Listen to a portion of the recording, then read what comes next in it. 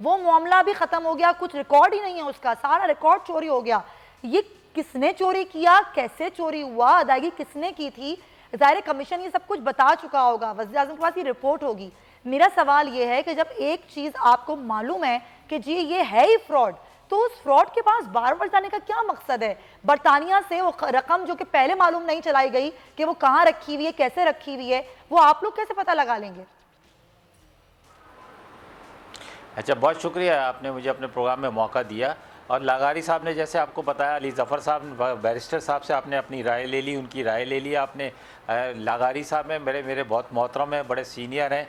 मैं इनसे कहता हूँ कि लगारी साहब, हमें बड़ा आसान होता है कि चैनल्स के ऊपर बैठ कर तनकीद करना, तो ये बेहतर है कि एक पटिशन दाखिल कर दें सुप्रीम कोर्ट के अंदर, बोलें जी इस फ्रॉड को ख़त्म करें, इसके ऊपर जो कुछ करना है एक ही दफ़ा करके कौम को इससे फ्रॉड से निजात दिलाएं। जो इसके अंदर शहजाद अकबर है या फलाना है या ढिमका है, जो जो जो किरदार है, अगर वो वाकई किसी चीज़ में मुलविस हैं तो उनको सज़ा दें और घर भेजें। पाकिस्तान को आगे बढ़ना चाहिए। हम हर चीज़ों को लेके बैठ जाते हैं। अगर कोई चीज़ हुई है तो उसकी तहकीकात करेगा कौन?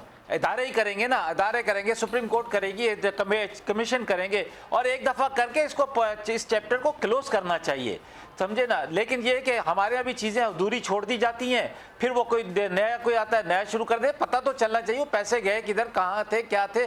तो लगारी साहब, लेकिन आप ये जानते हैं ना, ये कमीशन भी आपने बनाया, आपके ही लोग इसमें थे, ऑपोजिशन ने तहफ़्फ़ुज़ात का इज़हार किया। एहतराम होगा जहांगीर साहब, वो सर मैं तो वो उनको चला जाना चाहिए, उनको चला जाना चाहिए। जिसको भी एतराज़ात है वो जो टाइम गेन करने का क्या फायदा है जाए और अपने।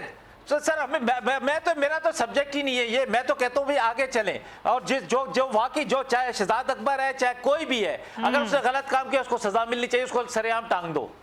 नहीं तो सरेआम ऐसे कैसे टांग दो? एक मामला है जो कि खींचे जा रहा है। लेकिन जहांगीर साहब, बात ये आफ्ताब जहांगीर साहब, चीजों को लूटने वालों की सपोर्ट नहीं करनी चाहिए। कौम का पैसा नहीं लूटना चाहिए।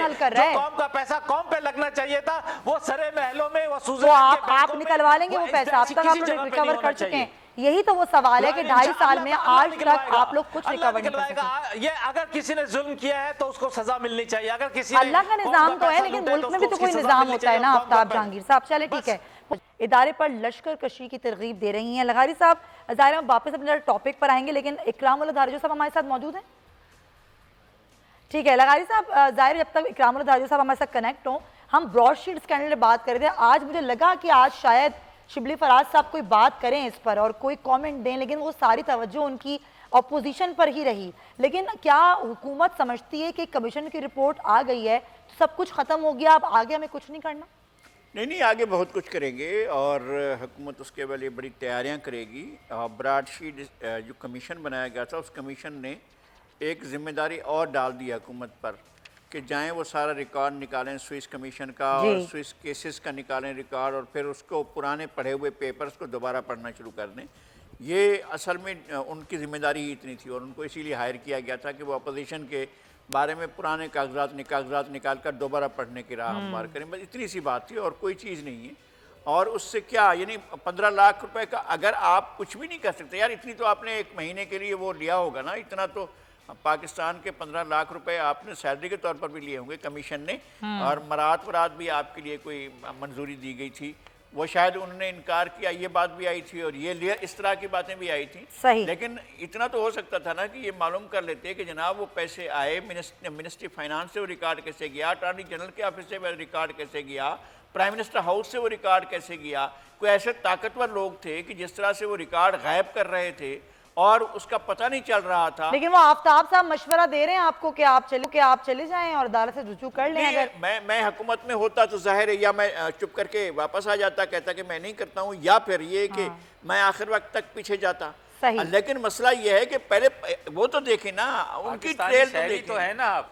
हाँ, लेकिन देखें वही वाली बात है ना कि अगर एक है ना आप, सर मैं आपका न्याजमंद हूँ, मैं आपका इंतहाई कदरदान हूँ, आपकी बहुत इज्जत करता हूँ, लेकिन मैं एक शहरी के तौर पर भी मैं शायद सुप्रीम कोर्ट के वकील की फीस अदा करने के काबिल ना हूँ। हुकूमत के पास सारे वसाइल हैं, हुकूमत कर सकती है और हुकूमत के लिए कोई मसला नहीं है। इस मसले चलें इकरामुल्लाह धारियो साहब से जरा बात करें, बहुत देर से उनको हमने शामिल गुफ्तगू नहीं किया। इकरामुल्लाह साहब बहुत शुक्रिया, आपने प्रोग्राम में टाइम निकाला। पाकिस्तान पीपल्स पार्टी के लिए भी एक मुश्किल है, ज़ाहिर अब ये सुएज मुकदमात भी खोलने का बोल दिया है कमीशन ने, पहले तो आप इस चीज़ को ले किस तरह रहे हैं, और जो ये मशवरा भी दे रहे हैं आफ्ताब साहब कि जिसको एतराज़ है भाई वो चला जाए अदालतों में। आप लोगों ने कमीशन पर भी एतराज़ किया था, लेकिन जाहिर है अब आपका क्या प्लान है? पाकिस्तान पीपल्स पार्टी अब क्या सोच रही है इस रिपोर्ट के बाद? बिस्मिल्लाहिर्रहमानिर्रहीम। आपका शुक्रिया, आपने मुझे मौका दिया। देखें, इस सारे किस्से को हम एक मजाक के तौर पर ले रहे हैं। अच्छा। और ये मजाक 30 सालों से चलता आ रहा है। मुझे याद है इसमें कई हुकूमतें आई, लगारी साहब और दूसरे हमारे दोस्त, मेरे सीनियर्स बैठे हुए हैं, इवन तहरीक इंसाफ वाले दोस्त भी यही कहेंगे कि कई हुकूमतें आई, कई गई, कई एहतसाब ब्यूरो बने, कई एहतसाब ब्यूरो नए आए, कई अकाउंटेबिलिटी कोर्ट्स बनी, कई अकाउंटेबल इदारे बने, लेकिन इनका कुछ हुआ नहीं, इनसे कुछ होता नहीं, सिर्फ इल्ज़ाम लगाना आता है। कभी सरे पैलेस चलता आ रहा है, कभी स्विस बैंकें चलती आ रही हैं, कभी कौन से किस्से हम सुनते आ रहे हैं। तो मुझे समझ में नहीं आ रहा कि ये 30 साल में सिर्फ पाकिस्तान पीपल्स पार्टी तो हुकूमत में नहीं बैठी थी, बैठे तो और लोग थे। जनरल मुशर्रफ बैठा हुआ था 11 साल, मियाँ साहब आए थे, आपको तकरीबन 3 साल होने वाले हैं। खुदारा कुछ कीजिए, आपने किया क्यों कुछ नहीं? सिर्फ इल्जाम लगाने आता है, रोज नए कमीशन बनते हैं, अवाम के साथ मजाक किया जाता है। आप चैलेंज करेंगे अब इसको अदालतों में? हम तो कह रहे हैं ना, ये फिर एक नया मजाक हो रहा है। ठीक है, मजाक है ना, तो मजाक को फिर अगर आपको लगता है कि अगर आप सीरियस नहीं लेंगे तो कोई ऐसा ना हो कि वाकई मुकदमात खुल जाएं, फिर क्या करेंगे आप? मुकदमात पाकिस्तान पीपल्स पार्टी के लिए कोई बड़ी बात नहीं। ठीक है। पाकिस्तान पीपल्स, मैं जैसे कह रहा हूँ, 30 साल से ये चीजें चलती आ रही हैं, सही। हम बर्दाश्त करने के लिए तैयार हैं, लेकिन ये एक कौम के साथ मजाक किया जा रहा है और धोखा दिया जा रहा है। आपने देखा कि इन्हीं कमीशन के नाम पे लाखों डॉलर लूटे जा रहे हैं। सही। इन पे कमीशन होना चाहिए कि ये कौन लोग इन्वॉल्व हैं और ये कौन कर रहा है और ये कौन है जो फ्रॉड कर रहे हैं लोगों, पाकिस्तानी लोगों के साथ। तो वैसे आपको अपने दौर हुकूमत में भी पता चला लेना चाहिए था कि आपके खिलाफ अगर इस तरह की इंक्वायरी खोली गई थी, ऐसे मुआहदे हुए थे, तो वो क्यों हुए थे? पीपल्स पार्टी के दौर हुकूमत में क्यों नहीं किया गया? पीपल्स पार्टी की हुकूमत की देखे, उसके अलावा भी तो हुकूमत थी ना, 11 साल मुशर्रफ सर, लेकिन अगर आपके ऊपर कोई अगर चार्जशीट तैयार करता है तो काम भी तो आपने ही करना होता है ना। हम उनसे सुनते आ रहे थे कि भाई सरे पैलेस बन गया, ये हो गया, क्यों उन्होंने किया, क्यों नवाज साहब ने क्यों नहीं किया, तहरीक इंसाफ को 3 साल हो गए। सिर्फ ये एक अटेंशन डाइवर्ट करने का तरीका चले, है। ठीक। आते हैं लोगों की तवज्जो उन मसाइल की तरफ ना जाए जिनमें ये बुरे तरीके से नाकाम और फेल हो चुके। सब्सक्राइब करें और बेल दबाएं ताकि कोई खबर रह न जाए।